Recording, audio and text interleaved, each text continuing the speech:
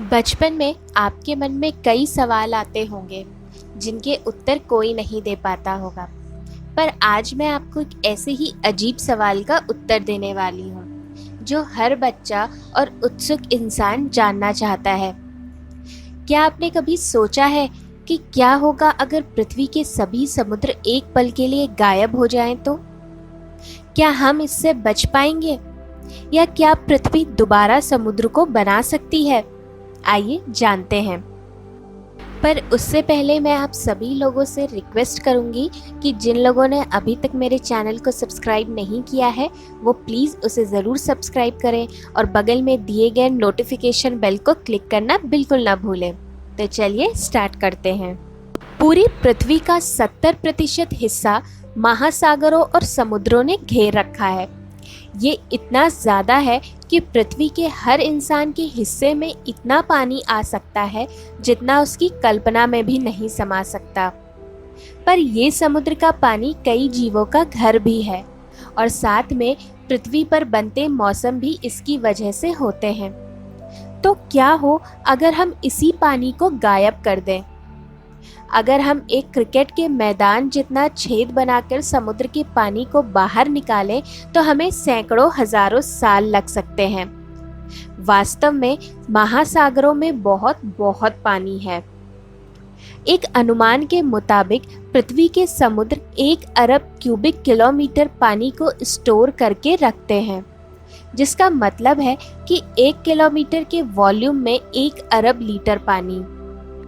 पर हमें तो ये सारा पानी निकालना है, तो इसके लिए मान के चलते हैं कि हमने एक बहुत शक्तिशाली पंप बना लिया और उससे समुद्र के पानी को निकालने लगे। तो क्या इससे समुद्र में रह रहे जीवों पर कोई फर्क पड़ेगा? क्या नाव और जहाज़ों को इस तुरंत जल निकासी का प्रभाव दिखेगा? और तब क्या होगा जब हम इन महासागरों को पूरी तरह गायब कर देंगे? जानकार कहते हैं कि इंसान ने समुद्र के केवल 5% हिस्से को ही खंगाला है। समंदर हमारी पृथ्वी पर जीवन का सबसे बड़ा स्रोत है। यहीं से धरती पर जिंदगी के विकास की शुरुआत हुई थी। सब जानते हैं कि समुद्रों से ही दुनिया का मौसम तय होता है। बारिश होती है, गर्मी पड़ती है, वहीं अंतरिक्ष में चारों तरफ सिर्फ काला रंग ही दिखाई पड़ता है। इसमें से सबसे अलग नजर आती है हमारी धरती। नीली हरी धरती का ये रंग समंदर की वजह से ही है। समुद्र के गायब होते ही क्या होगा? जैसे ही पानी गायब होना शुरू होगा, ठीक उसी समय नाविक, मछुआरे और दूसरे सभी तैराक लोग तुरंत ही समुद्र की जमीन पर क्रैश हो जाएंगे, जिसकी वजह से उनकी हड्डियां टूट सकती हैं और खतरनाक चोटों से सामना करना पड़ सकता है। गहरे पानी में चलने वाले विशाल जहाज तो और बदकिस्मत होंगे। वे विशाल आकार और वजन की वजह के कारण मात्र 30 सेकंड में ही समुद्री सतह पर गिरकर क्रैश हो जाएंगे, जिससे जान माल का बहुत भारी नुकसान हो सकता है। हर तरह के जहाज नष्ट हो जाएंगे। समुद्रों के सूखने के मात्र कुछ मिनटों के बाद ही समुद्री जीव भी उछल उछलकर पानी की तलाश में भटकना चालू कर देंगे। नज़ारा ऐसा होगा मानो हर तरफ मछलियों की बारिश हो रही हो, पर यह बारिश उनकी जिंदगी को बचाने का एक प्रयास मात्र ही होगी। पर यह सब तो अभी शुरू भर हुआ है। हमारे समुद्र केवल पानी ही नहीं भर कर रखते हैं, बल्कि वे पृथ्वी पर 2 विशेष तरह के काम करते हैं जिससे ये सारा संसार जीवित रहता है। सबसे पहला काम समुद्र पृथ्वी के तापमान को कंट्रोल करने का काम करते हैं। वे सूर्य से आती किरणों की गर्मी को सोखकर बहुत हद तक वातावरण को ठंडा रखने में मदद करते हैं और साथ में हानिकारक किरणों से भी बचाते हैं। वे उत्तर और दक्षिण में गर्म ट्रॉपिकल पानी को धक्का देते हैं और भूमध्य रेखा यानी इक्वेटर पर वापस ठंडे पानी को प्रसारित करते हैं। इस तरह पृथ्वी पर कोई भी स्थान बहुत अधिक गर्म नहीं होता और ना ही बहुत अधिक ठंडा होता है। दूसरा काम, महासागर बादलों में वाष्पित होकर यानी इवेपोरेट होकर और पृथ्वी पर वापस वर्षा करते हुए जल चक्र को चलाते हैं। जिस क्षण महासागर गायब हो गए, पृथ्वी एक विशाल रेगिस्तान में बदल जाएगी। फिर कभी भी पृथ्वी पर बारिश नहीं होगी। अब आप समझ ही जाएंगे कि बिना बारिश के ना तो खेतों में फसल होगी और ना ही पेड़ पौधे आपको खाना दे पाएंगे।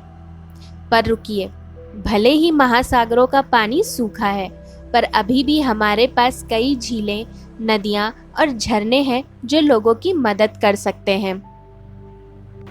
वैसे महासागरों के बिना दुनिया अपना 97% पानी तुरंत खो देगी। कम मात्रा में तरल पानी के चक्र को बनाए रखने के लिए ये पर्याप्त नहीं होगा। पीने के पानी के पूल बहुत तेजी से इवेपोरेट हो जाएंगे। कुछ ही दिनों में लोग और अधिकांश जानवर डिहाइड्रेशन से मर जाएंगे। यदि समुद्र अचानक सूखे तो उनमें रहने वाले अरबों की तादाद में जीवों की दम घुटने से मौत हो जाएगी। इनमें व्हेल, डॉल्फिन और शार्क मछली से लेकर हजारों नस्लों के छोटे जीव शामिल होंगे। इन जीवों की लाशों का वजन लगभग 5 से 10 अरब टन हो सकता है और जब ये सड़ने लगेंगे तो इनकी बदबू का असर पूरी दुनिया पर पड़ेगा। जब समुद्रों का पानी खत्म होगा तो करीब 1.3 अरब वर्ग किलोमीटर जगह बिल्कुल खाली हो जाएगी और उस खाली जगह को भरने के लिए वायुमंडल की हवा उस तरफ भागेगी, जिससे वायुमंडल की डेंसिटी अचानक से बहुत कम हो जाने से ऊंचे इलाकों में रहने वाले लोगों के लिए तो सांस लेना भी मुश्किल हो जाएगा। इन जगहों से हवा का दबाव कम होने से तापमान भी बहुत तेजी से गिरेगा। वायुमंडल की बनावट बदलेगी, मौसमों का चक्र भी पटरी से उतर जाएगा। समंदर नहीं रहे तो बादल लापता हो जाएंगे। मीठे पानी के स्रोतों को भी ताज़ा पानी नहीं मिलेगा। समंदर और बादल ना रहे तो धरती को सूरज की भयंकर किरणों का सामना करना पड़ेगा। इससे भूमध्य रेखा यानी इक्वेटर के आसपास आग ही और लग जाएगी। ग्लेशियर और बर्फीले पहाड़ भी पिघल जाएंगे। इनमें जमा करीब 2.5 करोड़ वर्ग किलोमीटर पानी भी पिघल जाएगा।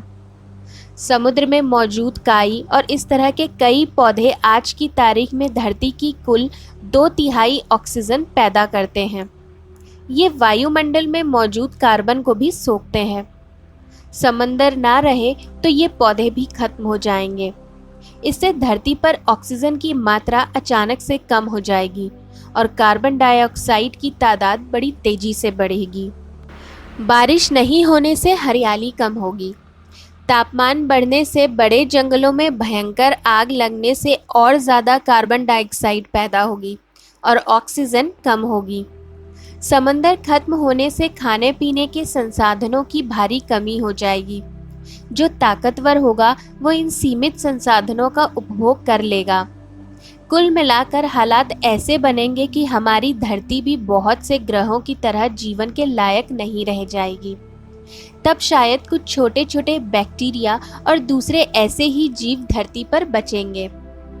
लंबे समय तक बिना समुद्र के रहने पर धरती के पहाड़ों का आकार बढ़ जाएगा, क्योंकि उनका आकार घटाने वाले ग्लेशियर, बारिश और हवा की मौजूदगी ही नहीं होगी। जो गर्म हवा होगी उसकी वजह से धरती बेहद बदरंग हो जाएगी। तब अजीब आकार की चट्टानें और पहाड़ ही दिखेंगे। बर्फ और समंदर का पानी ना होने से धरती की ऊपरी परत पतली हो जाएगी। इससे ज्वालामुखी विस्फोट ज़्यादा और बार बार होने लगेंगे। इससे धरती पर वजन घट जाएगा। ऐसे ही हालात बने रहे तो दसियों लाखों बरस बाद सूरज का चक्कर लगाने वाली धरती की कक्षा भी बदल जाएगी। तब पृथ्वी सूरज से दूर चली जाएगी और यहाँ भयंकर ठंड पड़ने लगेगी। क्या पौधे बिना महासागर के जीवित रह पाएंगे? हालांकि पौधे 1 हफ्ते तक बिना समुद्रों के सहारे टिक सकते हैं, पर वे भी जवाब देना बंद कर देंगे। सूखी हवा में वे 1 हफ्ते के बाद ही सड़ना शुरू कर देंगे और इसी तरह कुछ महीनों के अंदर ही जंगल के जंगल अपने आप सड़कर खत्म होने लग जाएंगे। जो स्थिति को इतना भयावह बना देंगे कि आप सोच भी नहीं सकते हो। सूखे जंगल और सूखी लकड़ी बहुत जल्दी आग पकड़ते हैं। आसपास के वनों में आग लगना चालू हो जाएगी, जो देखते ही देखते पूरे जंगलों को जला के राख कर देगी। इससे इतना धुआं और तापमान बढ़ेगा कि हमारा सांस लेना भी मुश्किल हो जाएगा। वातावरण से ऑक्सीजन कम हो जाएगी और ये ग्रह हमारे लिए अनजान और खतरनाक जगह बनकर रह जाएगा। इतना कुछ होने के बाद भी अगर मनुष्य जीवित रह जाते हैं तो सहनीय हवा और चिलचिलाती गर्मी हमें हमेशा के लिए मिटा कर रख देगी।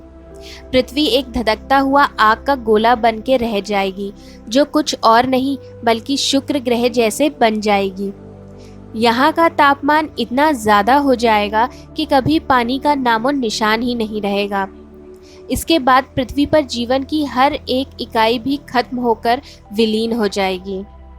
अब तो आप समझ ही गए होंगे कि हमारे महासागर हमारे लिए कितने उपयोगी और वरदान की तरह हैं। इनके बिना तो हम पृथ्वी पर एक पल नहीं टिक सकते हैं।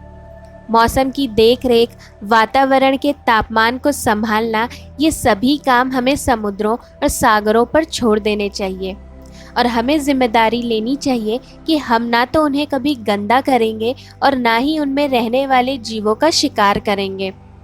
पृथ्वी पर हर किसी को जीवित रहने का अधिकार हम इंसानों के बराबर ही है। तो फ्रेंड्स, कैसा लगा आपको आज का मेरा ये वीडियो? मुझे कमेंट करके ज़रूर बताइएगा।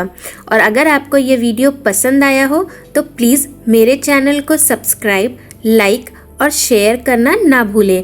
अपने नेक्स्ट वीडियो में मैं फिर से एक इंटरेस्टिंग टॉपिक को डिस्कस करूँगी। तब तक के लिए ख्याल रखिए अपना और मेरे नेक्स्ट वीडियो का इंतज़ार करिए। Till then, do take care of yourself. Bye bye.